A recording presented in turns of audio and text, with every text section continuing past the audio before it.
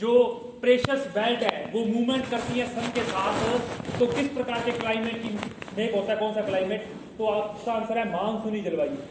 और भी बात करेंगे तो भूमध्य सागरीय जलवायु, मेडिटेरियन जो क्लाइमेट है वो भी इसी प्रकार का क्लाइमेट है। ठीक है, चलिए ए वर्ग को लेके चलते हैं। सबसे पहले तो ए के साथ कोपेन 4 वर्ड यूज करता है। अच्छा, वर्षा में पहला कौन सा था? प्रचुर वर्षा वाला। तो ए स्मॉल यानी उष्ण कटिबंधीय आर्द्र जलवायु। पहला ए के साथ एफ उष्ण कटिबंधीय आर्द्र जलवायु, ट्रॉपिकल ह्यूमिड क्लाइमेट या जिसे भूमध्य रेखीय जलवायु भी कहा जाता है। ठीक है, इक्वेटोरियल क्लाइमेट। तो ए के साथ उसने यूज किया एफ यानी भूमध्य रेखा का वो क्षेत्र जहां क्या हो रही है? प्रचुर वर्षा हो रही है। तो उष्ण कटिबंधीय आर्द्र जलवायु, वर्षा प्रचुर होगी तो आर्द्रता भी क्या होगी? अधिक होगी। पहले समझ लेंगे। दूसरा है ए के साथ एम उष्ण कटिबंधीय मानसूनी जलवायु, या सीधा लिख सकते हैं मानसूनी जलवायु। अब ये नाम पेपर में बहुत बार आता है, ए के साथ डब्ल्यू। अगर आपसे सुमेलित करने वाला क्वेश्चन आएगा तो ए के ग्रुप से हमेशा यही नाम उठता है। लिखा होगा ए डब्ल्यू को कहा जाता है सवाना तुल्य या सूडान तुल्य जलवायु। लिख लेंगे, दुनिया के सर्वाधिक भाग पर फैली हुई जलवायु यही है, 24% भाग है इसका। तो ए डब्ल्यू का मतलब है यानी भूमध्य रेखा का वो क्षेत्र जहां विंटर क्या है? ड्राई है, यानी वर्षा कब हो रही है? गर्मियों में। और भूमध्य रेखा पर कभी भी शीत ऋतु बहुत कम आती है। ज्यादातर वर्षा यहाँ क्या होती है? गर्मियों में ही होती है। तो ए डब्ल्यू का मतलब है सूडान या सवाना तुल्य जलवायु।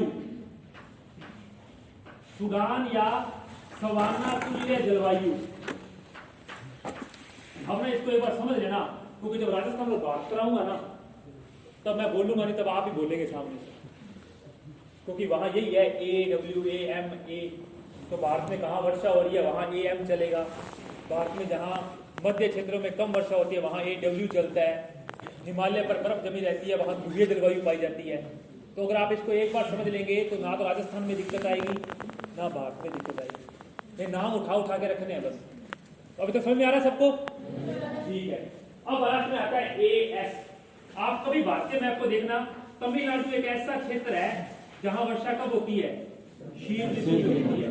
और पेपर की दृष्टि से बहुत ही इंपॉर्टेंट क्वेश्चन, तमिलनाडु निम्न में से कोपेन के अनुसार किस जलवायु प्रदेश में आता है? ए एस में आता है। और जब मानसून लौटता है उत्तरी पूर्वी मानसून, तो जो व्यापारिक पवनों की स्थिति पर आता है 23 डिग्री को पार करके, तो पवनें यहाँ मुड़ती हैं।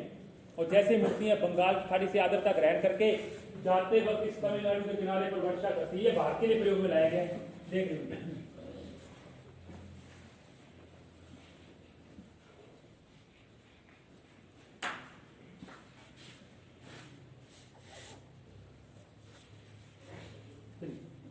ये भारत का एक तरफा किनारा। जब उत्तरी पूर्वी मानसून लौटेगा यहाँ से, तो यहाँ से क्या गुजरती है? कर्क रेखा। और 23.5 डिग्री के बाद में यहाँ से क्या चलती है? व्यापारिक। जैसे ये पवनें यहाँ आती हैं तो उत्तरी गोलार्ध के अनुसार मूल दिशा में किस ओर बढ़ती हैं? दाईं ओर बढ़ती हैं। तो जैसे यहाँ आती है तो ये इस तरफ मुड़ती है ऐसे, और ऊपर से शुष्क होती है। इस पूरी बंगाल की खाड़ी से आर्द्रता ग्रहण करके जाते वक्त तमिलनाडु के किनारे पर क्या करती हैं? वर्षा करती है। ये एस कहा जाता है। ये कुछ इस प्रकार से। तो ध्यान रखना, वायुदाब, पेटियां, तापमान कौन कैसे मुड़ रही है, ये उन्हीं से संबंधित है। ए एस का मतलब लिखेंगे उष्ण कटिबंधीय शुष्क ग्रीष्म ऋतु जलवायु। इसका नाम सीधा ही है उष्ण कटिबंधीय शुष्क ग्रीष्म ऋतु जलवायु। ये चारों नाम पहले ए वर्ग के साथ आप नोट कर लेंगे। हाँ, ये चार नोट कर लो। ए वर्ग लिख लिया आपने, तो पहले लिखेंगे ए एफ। नहीं लिखा है, मैं बोल रहा हूँ ना, वो लिख लीजिए। कौन सा? भारत वाला? भारत वाला वो बना लेंगे सर मैप। वो बहुत बड़ा है। अब इसके बाद बी लिखूंगा, यहाँ पे सी लिखूंगा, फिर डी लिखूंगा। चलिए ए का मतलब पहला है ए एफ, जिसको कहते हैं उष्ण कटिबंधीय आर्द्र जलवायु।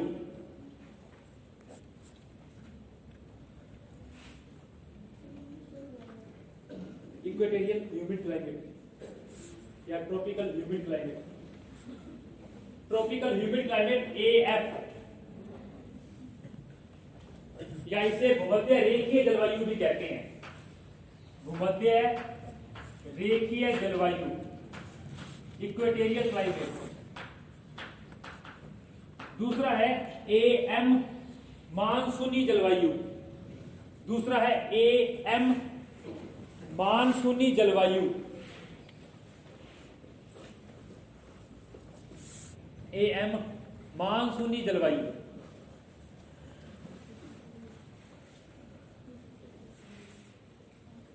तीसरा ए डब्ल्यू, सूडान या सवाना तुल्य जलवायु। सूडान या सवाना तुल्य जलवायु, सवाना क्लाइमेट। और 3 प्रकार के घास के मैदान है सवाना के। एक अफ्रीका में पाए जाने वाले सवाना, वेनेजुएला के लानोज, और ब्राजील में पाए जाने वाले कंपोज जो ग्रासलैंड है। वो तीनों जो हैं वो सवाना के समान समानता रखते हैं। वैसे चलिए याद लिखेंगे ए एस, जिसका मतलब है उष्ण कटिबंधीय शुष्क ग्रीष्म ऋतु जलवायु। उष्ण कटिबंधीय शुष्क, ट्रॉपिकल ड्राई समर क्लाइमेट। उष्ण कटिबंधीय शुष्क ग्रीष्म ऋतु जलवायु। हो गया काम? चलिए अब बात करते हैं बी के ऊपर, थोड़ा वो उत्तरायण करते हैं। बी वर्ग,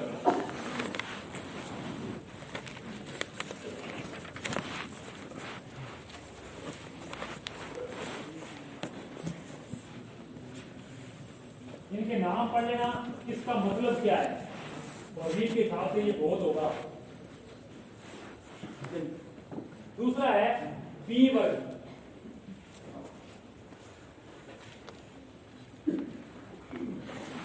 अब कोपेन क्या करता है, शुष्क में 2 प्रकार की चीजें होती है। एक तो होता है मरुस्थल। आप राजस्थान का पश्चिमी अरावली से पश्चिम का एरिया पढ़ेंगे तो वहां मरुस्थल के अंदर 2 चीजें शामिल की जाती है, एक शुष्क और एक अर्धशुष्क। तो यहां भी 2 प्रकार से चलेगा। तो बी वर्ग के साथ वो 2 चीजें यूज करता है। एक तो करता है पी डब्ल्यू यानी शुष्क मरुस्थलीय जलवायु, और एक यूज करता है पी एस, बड़ा एस है यहाँ पर, शुष्क स्टेपी जलवायु। तो पहले तो 2 वर्ड यूज कर रहा है वो, एक के साथ बी डब्ल्यू और बी एस। ध्यान रखेंगे ये बड़ा डब्ल्यू और बड़ा एस और किसी भी जलवायु प्रदेश में नहीं आएगा, वो सिर्फ बी के साथ यूज होंगे। जैसे एम सिर्फ कहां यूज हो रहा है, ए के साथ यूज हो रहा है। तो बड़ा एस और बड़ा डब्ल्यू शुष्क और अर्धशुष्क तो एक के साथ यूज होते हैं। कौन से वर्ग के साथ? अब मरुस्थल 2 प्रकार के होते हैं तापमान के आधार पर, एक ठंडे और एक गर्म। तो एक चलेगा बी बड़ा डब्ल्यू छोटा एच, यानी वो मरुस्थल जो क्या है, कोल्ड यानी गर्म है, वार्म है। दूसरा वो